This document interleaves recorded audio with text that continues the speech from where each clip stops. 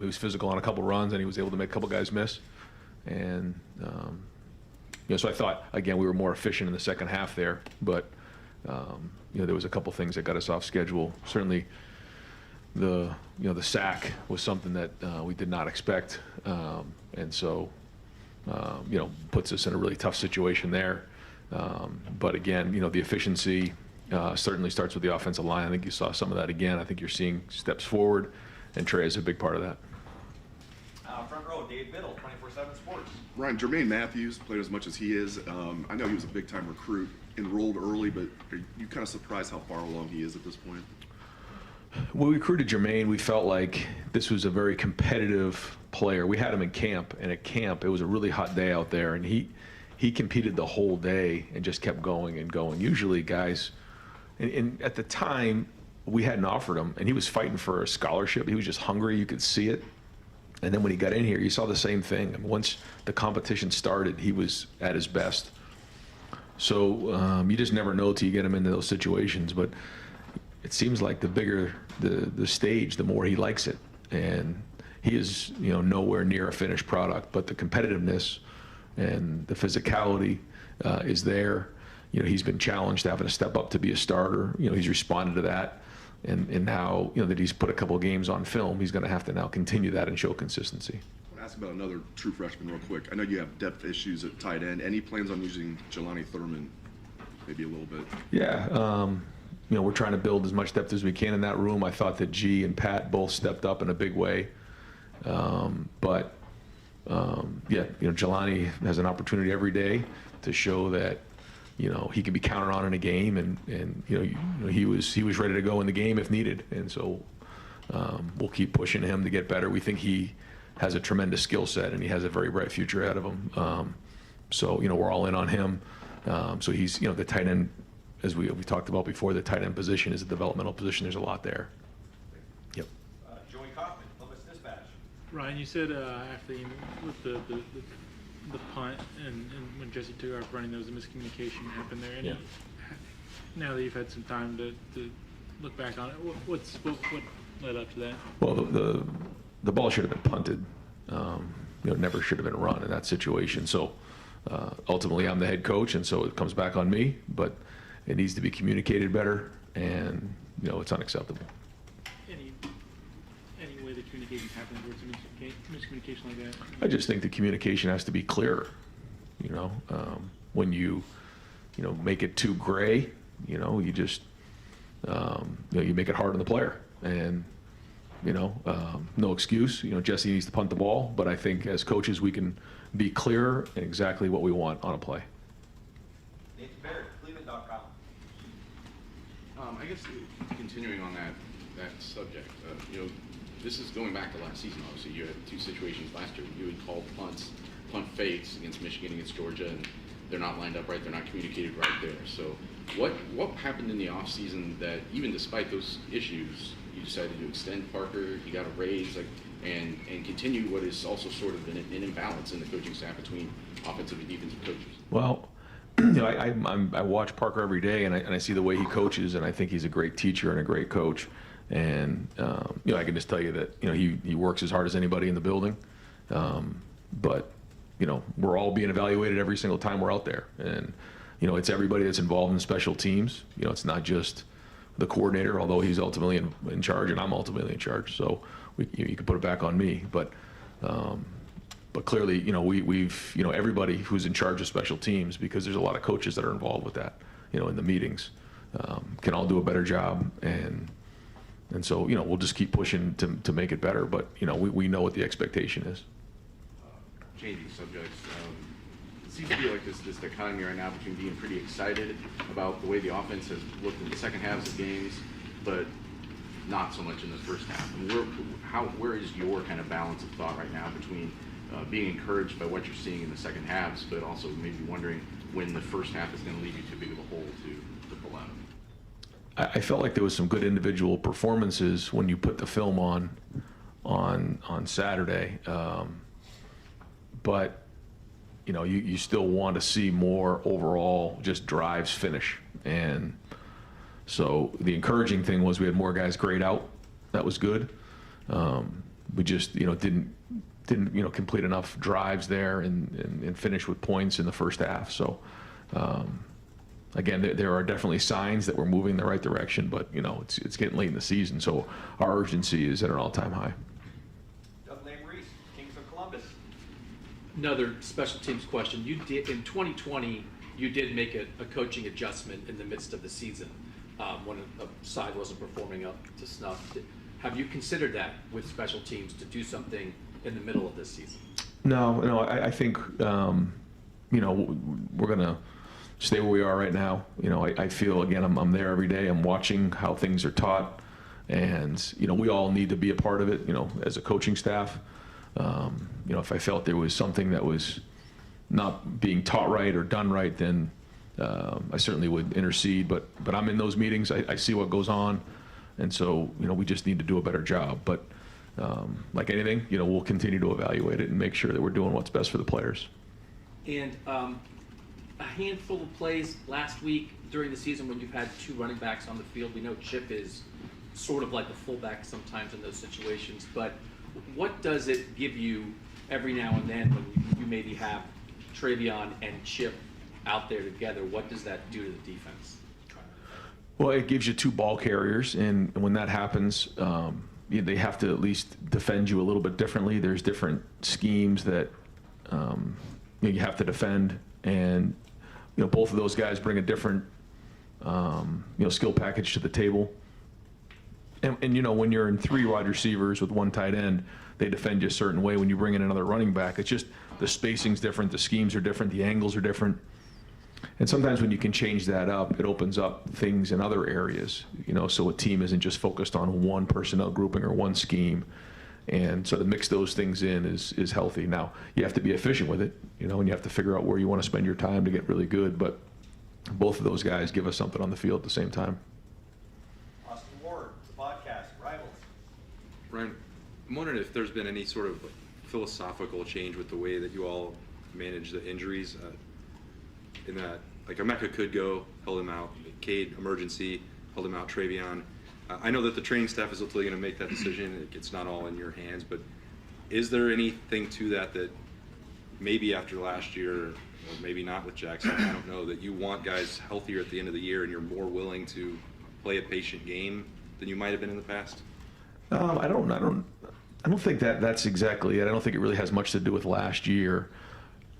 I think in the situations that you're talking about guys who will do anything to get back on the field.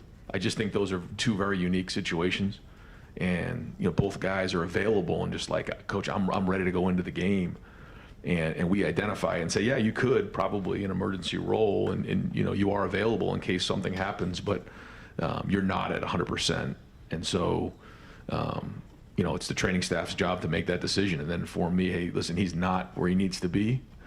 If he needed to play 10 to 15 to 20 plays, he could do that. But certainly in the long run, it'd be better off if he didn't. That's the conversation. And so, every situation is unique, and that's why I lean to the doctors and I lean to the sports medicine folks that give me that advice. What's the calculus for you? If that's the information that's presented and it's 10 to 15, is it the score of the game? Is it the opponent you're playing that week? I mean, it's all of that. All the above. Yeah. I mean, every week you're trying to figure out, okay, how do you win this game? And then how does it affect the rest of the season? And you do everything you possibly can to put your guys in that position. And all of those things come into play. Clay Hall, WSYX. Might have some news from the Big Ten tomorrow. I know you're probably not going to comment on that, but I just noticed an email this morning that you can now bet on a celebrity boxing match between you and the guy who coaches up north. Are you in a good mood, by the way? Yeah, I mean, I get it, Clay. I know that it's the topic of conversation right now, but you to say you're going to whoop this guy. I'm just curious if you've ever been in the ring, ever sparred. I appreciate you, Clay. What's your best punch? I'm not going to say anything. I get commented on when I say no comment, so I'm not going to say anything. Tom Sperry, WBNS. You've said the number one goal is obviously to win. This time of the year, how hard is it, though, to win these games? Well, I think it goes to your discipline, it goes to your consistency, it goes to your leadership, it goes to your maturity to understand what it takes. Nobody's entitled to winning. And we win a lot of games around here, but it's because of the hard work of the players on the field. And it's the week. It's getting their body up to where it needs to be. That this time of year, that's not easy to do. I mean, these guys, they're putting it on the line. They're preparing their bodies. Whether it's the ice baths, whether it's the treatment, eating right, hydrating, sleep. I mean, that's a lot to this run that we're on. Getting their mind right, preparing every week is a different opponent. And then obviously getting your spirit and soul ready to go put it on the line every Saturday. You don't just show up in football and play. I mean, you got to put it on the line. And so every week it's, you build up that fuel tank and you just let it all out in the field. And then you come back and you try to figure out how to get that thing loaded up the most you possibly can to go do it again. And that's going to be the same thing Saturday night. I give Coach Barnett a lot of credit for how he's handled himself, and certainly in a tough situation. They came back and won a game last week, and so like you said, this time of year when you're playing in the Big Ten, you got to bring it, and you see it every single week. So those are the things that we focus on, is every week trying to be consistent, and then hopefully that consistency over time builds momentum, and that it pays off down the road. How do you think your guys handled the number one ranking? I know you want to be number one at the end of the year, but they throw that on you now. You have that moniker. I think you have so many guys on our team that have just kind of been through all of this before, and they know it means absolutely nothing, and their goal is to win the whole thing and to be the number one team at the end of the year. So, we want to win them all, and that's all that matters. And so, at the end, they'll rank us, but we're just going to try to win them all, and it continues this Saturday. Far left, Joe Nugent, WCMH. Big win by the Houston Texans, another great job by CJ. What do you think of the success that he's having as a rookie this year? Well, I think he deserves all the success that he's receiving. This is somebody who, went through kind of a tough time during the draft process, and really, a lot of people kind of questioned him in certain ways, and you never saw him react anyway. I thought he's handled himself like a pro. The guys on that team, I think they voted him captain, right? I mean, he's a captain there for a rookie right out of the gate is tremendous. He walked in and endeared himself to that organization, and now you're starting to see him perform on the field, and he's given that organization hope, and you're seeing it. I think it's the same thing Garrett Wilson did with the New York Jets last year. He gave them hope. I think our guys understand what the expectation is that, you're there to win every game, and so it was great to see him, quickly jump into that role and have the success he's had, and still a lot of football ahead of him, though. Stephen Means, Cleveland.com. When you go back and look at Kyle's performance on Saturday, just what did you like about what he did, and then were there things that maybe he wasn't seeing down the field that he maybe missed that you guys went over? Nothing down the field, no. I mean, they were in a pretty too high shell the entire game, so there wasn't much down the field. Safeties were 20 to 25 yards deep on both sides for the majority of the time, and certainly the interception on the 2-minute drill, the ball needs to be layered better. That was the Will linebacker who made that play, and so he knows that. But I thought he was efficient. I thought he checked the ball down when, if they're saying you're not going to throw the ball down the field, you have to be willing to take the check down. And a good example of that was in the first drive. They put a cover 2 on it. He checked the ball down to Emeka, nice and easy, simple football, 10-yard gain, and we keep moving the chains. And that's what you have to be willing to do, is identify what you're getting and then make the right read. So there was some of that. Even the check down to Travion was well done. The timing was right. So I think we could have done a little bit better job of helping him on a couple of the things. We could have thrown it better, caught it better. But if it wasn't for the interception, he would have graded out a champion. I thought overall he graded out well, but anytime you throw an interception and turn the ball over, you're not going to be graded out that way. So again, I thought there was progress made. He started off well, had a bunch of completions in a row. That was good. Something that we've been focused on trying to get into a rhythm early in the game. So some real good there, and he's got to take the next step here again this week. Andy Baxter, Ryan, might have been your best day in the red zone as far as efficiency? I know at times you talk about how it's just mainly execution more than anything, but what did you see from the red zone? Well, I thought there was precision down there, like you're saying. I think the throw, I forget what yard line we were with G, but the throw and catch was tremendous. And then the couple throws that Kyle made to Marvin were really well done as well. I mean, highly high efficiency there. And then the run game. I mean, we were running downhill on a couple of those, and every yard is worth 2, and we got vertical on those, and just overall ran the ball better and had more efficiency in the pass game. And then how is Devin doing in his recovery? Yeah, good. Hopefully have a full week this week and be available. He was available on Saturday, so that was good, but another week of not playing certainly allows him to heal even more, so he'll be getting close to 100% here soon. Pat Murphy, 24/7 Sports. Ryan, I wanted to clarify on the fake punt. Was it called a fake punt and Jesse just saw something and ran? Was that the situation? No. I mean, you have a rollout punt, and there are certain times where if nobody's out in front of you, you can take it. And we usually roll out to our right. We rolled out to our left in that spot, and so there was an overload to the right, and so the decision was just made too quickly, and they were able to rally to it. And so once you get the ball in that spot, we want the ball punted. Following up on Kyle, we've seen him have some really good stretches in games, and then like 11 for 11 to start, then he goes 1 for 5, then he comes back and plays well at the end. Sometimes it's been first half, second half. When you guys look at good stretches versus bad stretches, are you seeing anything, trends or anything for him when it's working and when it's clicking, and maybe when it's not?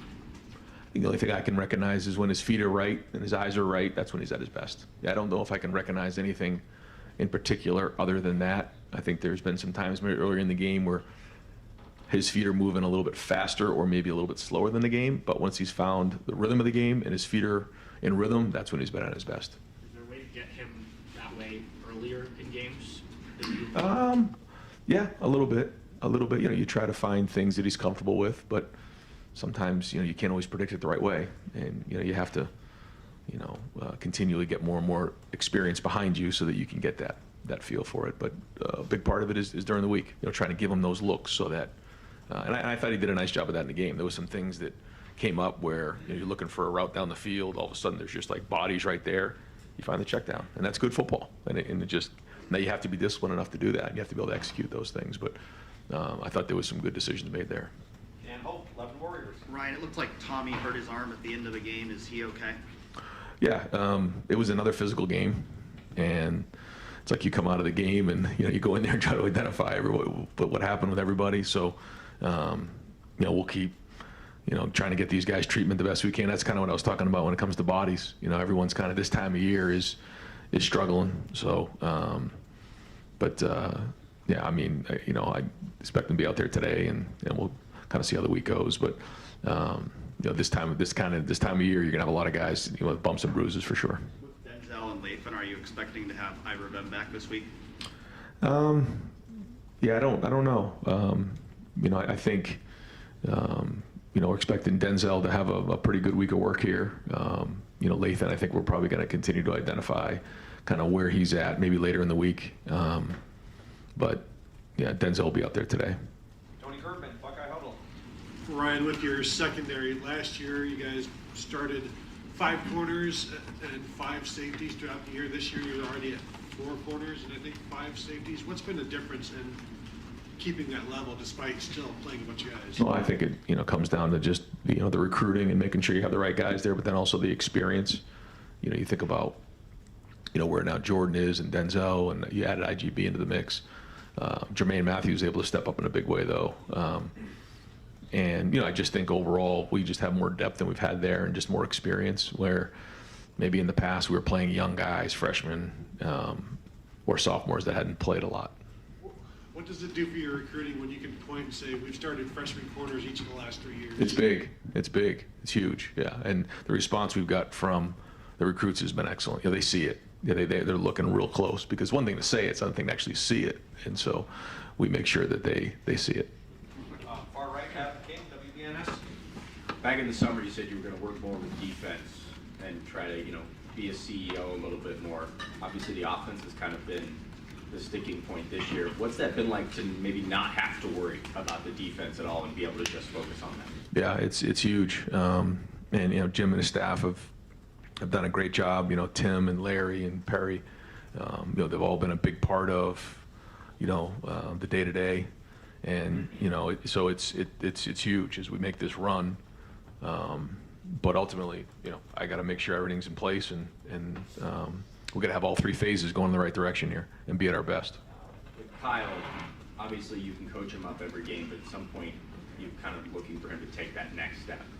Is there anything else you can do at this point, or is it just getting him reps in the game and hoping it just kind of breaks out? Oh yeah. No, you keep grinding on it. You keep working at it. Constantly. Yeah. I mean, you never, change that part of it. No, I mean, Kyle has been here for a couple years, but he still hasn't played a ton of football. So the more he gets out there, the more you grind on it, the more you learn, the better off you're going to be. You think about those guys who have been in the NFL for, 8, 10 years, some guys longer than that. They just have such an advantage over everybody because they've seen it so much.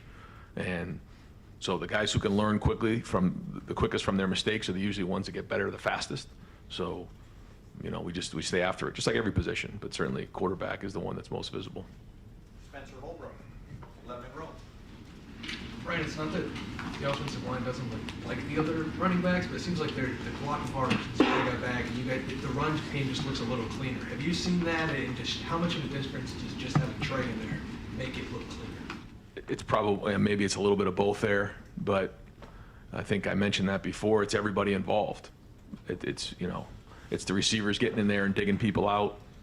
It's the tight ends and their blocks.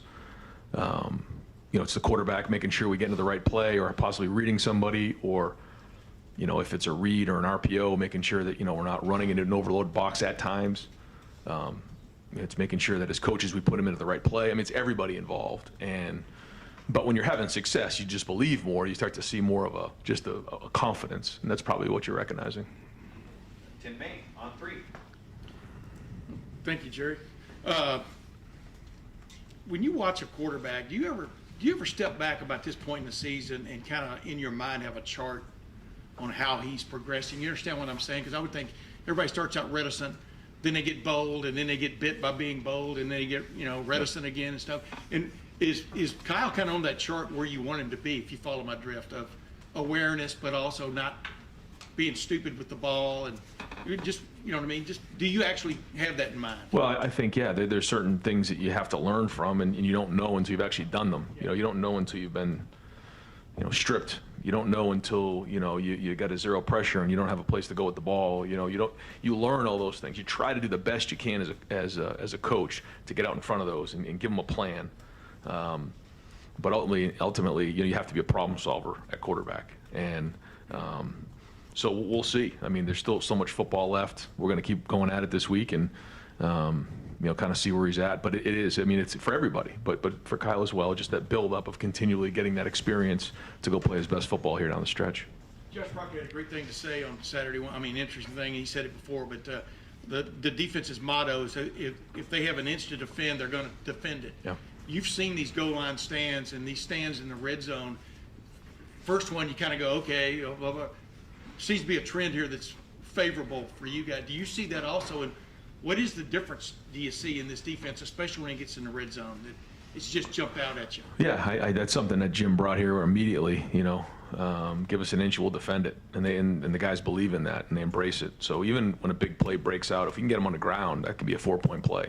And I think just a big part of it is confidence and belief that the guy next to me is going to do my job, and if I do my job, and we're all in this thing together, we can stop these guys. And that's all situational football that we've been screaming all off season. If you can win in the red zone, like we won in the red zone pretty handily. We scored 4 touchdowns on offense, and I think stopped them I think they were 1 for 4, I think. When you do something like that and force field goals in that spot, and you're scoring touchdowns on the other side of the ball, those are all 4-point plays. And the guys have embraced that. And so, we'll get together Tuesday as our first and second down. We're talking about running the football, winning first down, taking care of the football, explosive plays.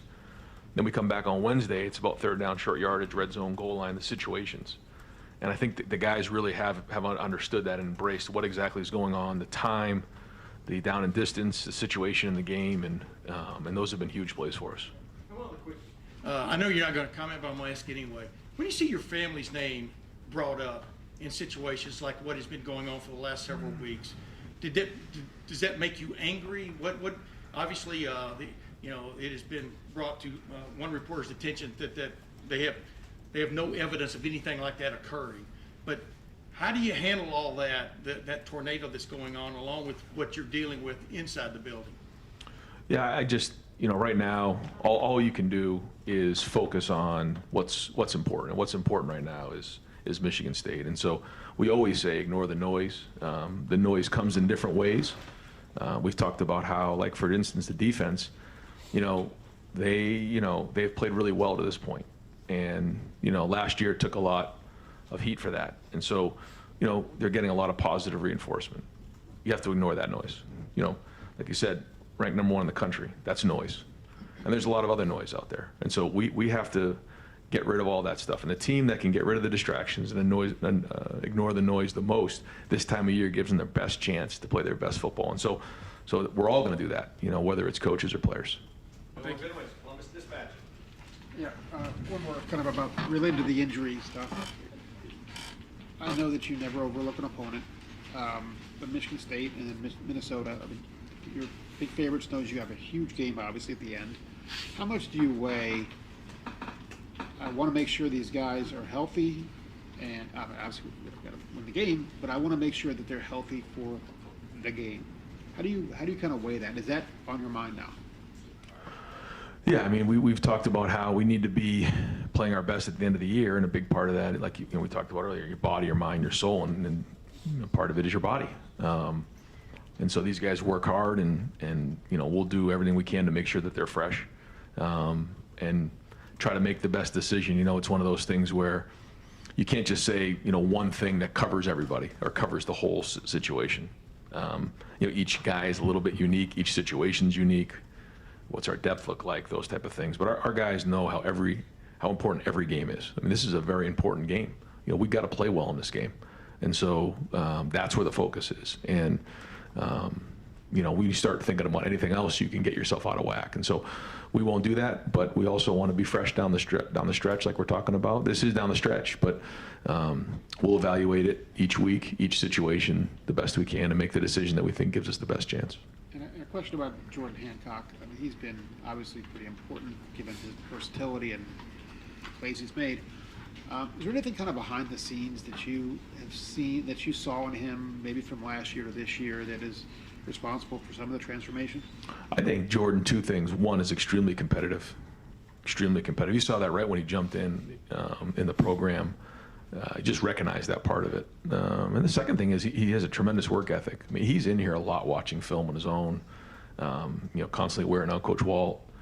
He works hard at it. He's another guy who has a tremendous work ethic and is also very competitive. And when you combine those two things with his ability, you're starting to see some production. And that was a big play he had on Saturday for sure.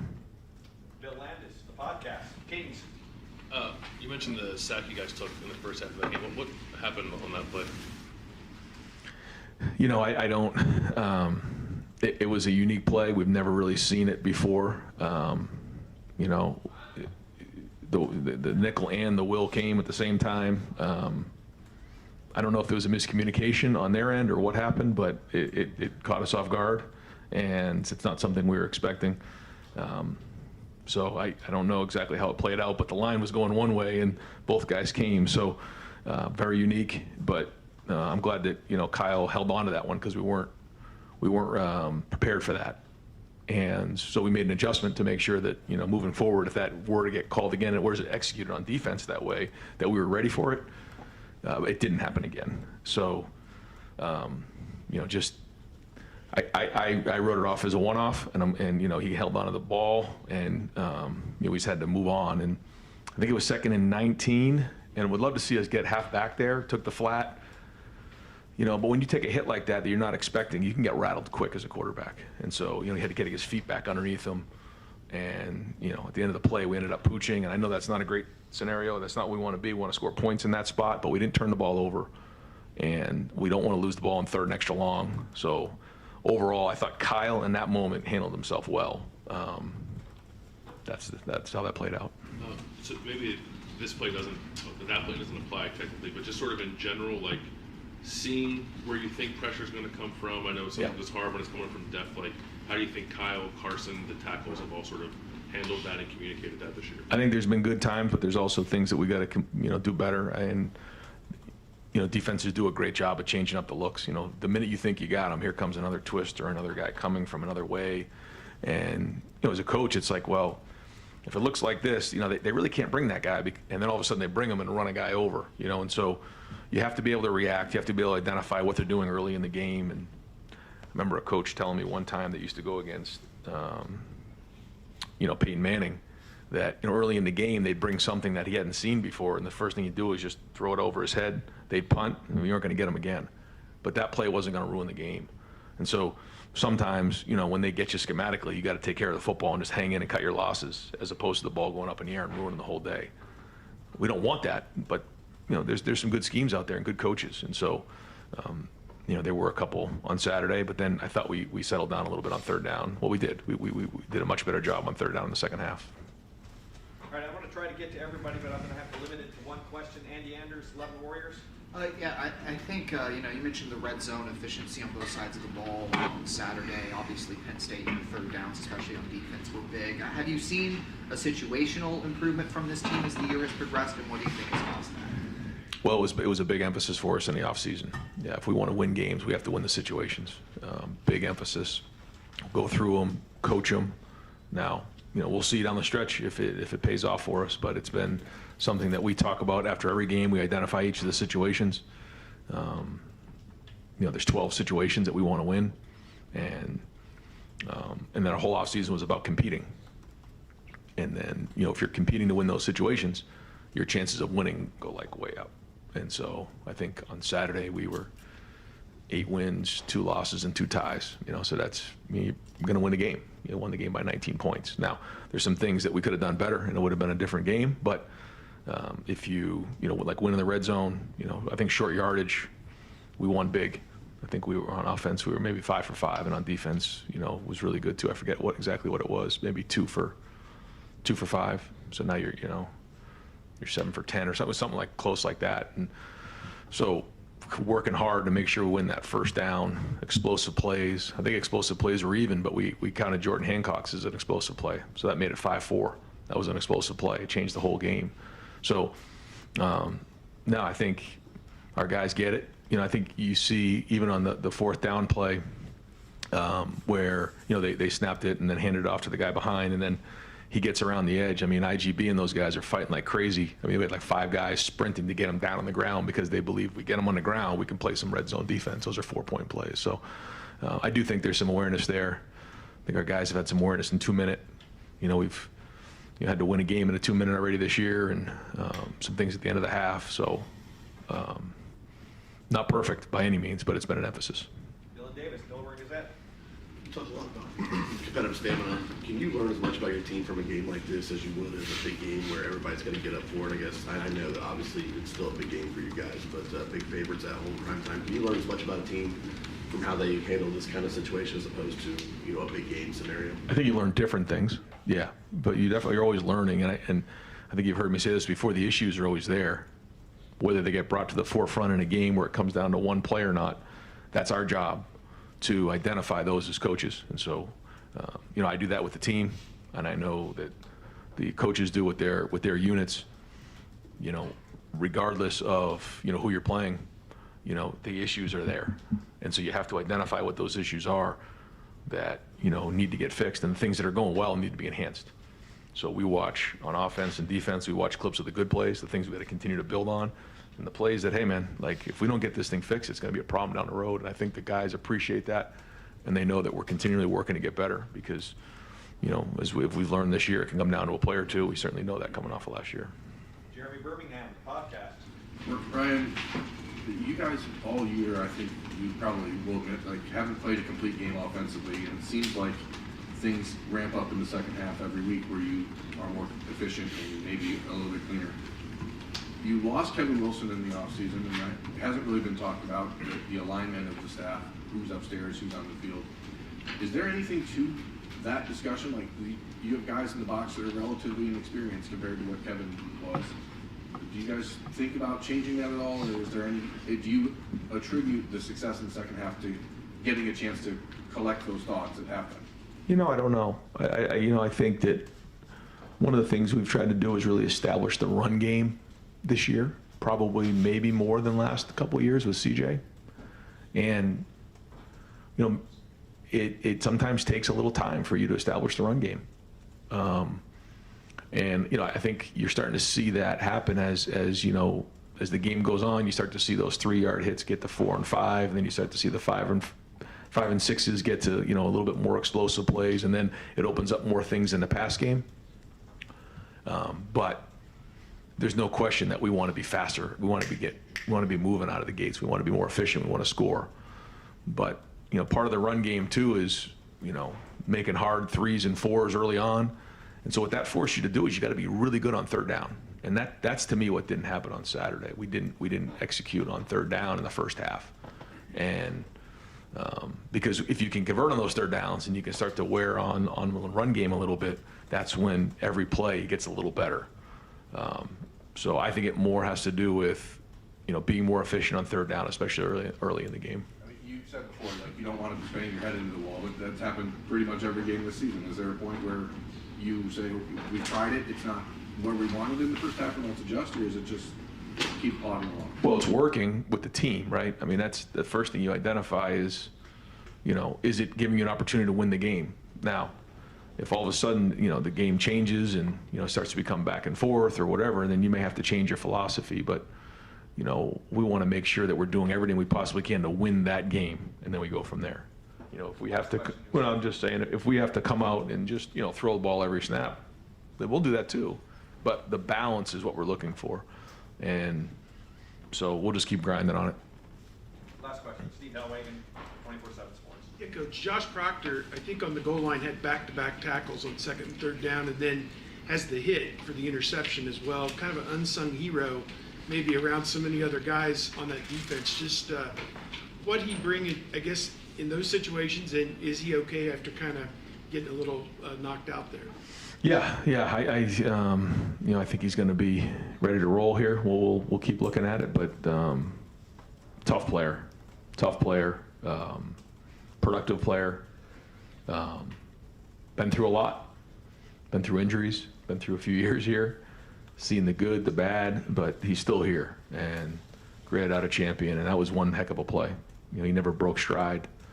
And, you know, that was a big-time collision, and did a great job of just veering off of him enough not to make contact, you know, with his head. And that's not easy to do when you're going full speed like that. I mean, and you're making, you know, split-second decisions, and that ball squirts up in the air to Jordan. That was a huge play in the game. So, yeah, you know, we're counting on him to be a guy that we can, you know, rely on down the stretch to be a big part of our defense, because he's a veteran guy that certainly has a lot of ability. Coach, thank you very much. Thanks, guys.